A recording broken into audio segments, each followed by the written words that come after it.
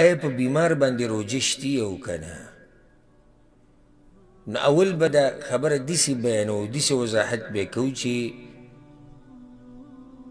یو خو دا یاده کوي چې هره بیماري د عذر د روژې د پرېښودو دپاره نه دی. هره بیماري دا د روژې د پرېښودو دپاره عذر نه دی. د بعضو خلکو دا مسله دومره اسانه کړې ده، خصوصا هغه چې د دین باک نه لري او د دین قدر ورسره نه وي، نو په معمولي خبرو باندې په سر مې ویجي بوج دی نن، او نن مې په دې معده باندې لږ دړ و او بس لږ طبیعت مې خراب و. دا اوس وایي تا د الله د دینه ټوکه جوړه کړې ده، په سر لږ دړ راغی، په معده لږ بوج راغی، سستی راله، په عام بدن باندې دردونه لږ راغلي، ته به څه کوې روژه وماتې؟ یو خو دا خبره د اول نه یاده کوي چې هره بیماري عذر نه د روژې ماتولو دپاره. دویمه خبره، هغه بیماري به عذر وي چې کومه بیماري د انسان ته نقصان ورکوي که چېرته د روژه ماته نه کړه. دا خبره یاده کوي.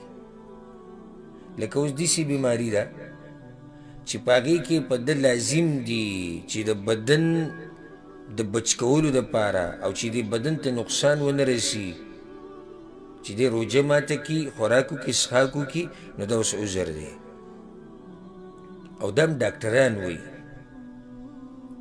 ډاکټران چې پوهه ډاکټران یې هغوی دا وایي دې بیمارۍ کې به ته یو څو ورځې روژې نه نیسې.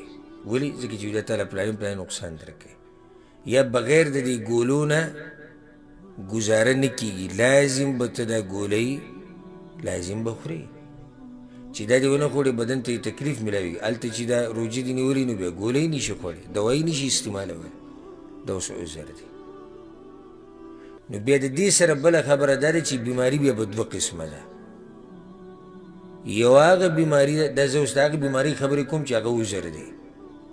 یو هغه بیماري ده چې هغه وقتي طور ده، یو هغه بیماري ده چې هغه وقتي طور ده، او دویمه هغه بیماري ده چې هغه اوږده بیماري ده. او کله ډاکټري اصولو کې داسې مو وایي چې بھئی د دې علاج نشته، بس دغه دوایانې استعمالوه. وقتي طور چې کومه بیماري ده او دغه ټیم کې روژې نیوه د انسان له تکلیف ورکوي، نو دی به د روژې پرېږدي او بیا به یې قضا راوړي. دا خو قرآن کې الله سبحانه وتعالی دا خبره ذکر کړې دغه آیتونو کې چې څوک بیماري یا په سفري فعدة من ایام اخر،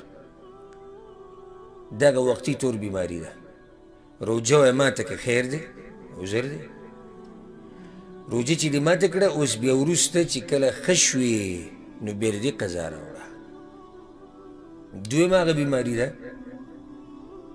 چې هغه اوږده بیماري ده او عمر له دا سړی ګولۍ استعمالوي، عمر له دې بیمار دی، نو بس دیم په دغه آیت کې دننه داخل دی وعلى الذین یطیقونه فدیة طعام مسکین.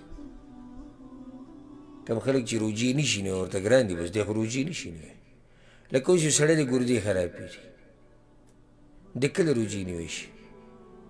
نشي نیوی. یا یو سړی والعیاذ بالله الله دې ته موږ ټول ساتي په دې غټو بیماریانو کې لکه کینسر او یا دې په شان نورو بیماریانو کې اخته دی چې دی بلکل ځان د خوراک څښاک ته نشي بندولی. نو داسې حالاتو کې به دی څه کوي؟ دی به بیا د یوې ورځې په بدله کې مسکین له خوراک ورکوي او روژې دې نه نیسي. خو هغه وقتي طور فرق دا شو، هغه وقتي طور چې کوم بیمار دی په هغه باندې کفاره نشته، په هغه باندې قضا ده، او په ده باندې څه ده؟ په ده باندې فدیه ده، کفاره ده.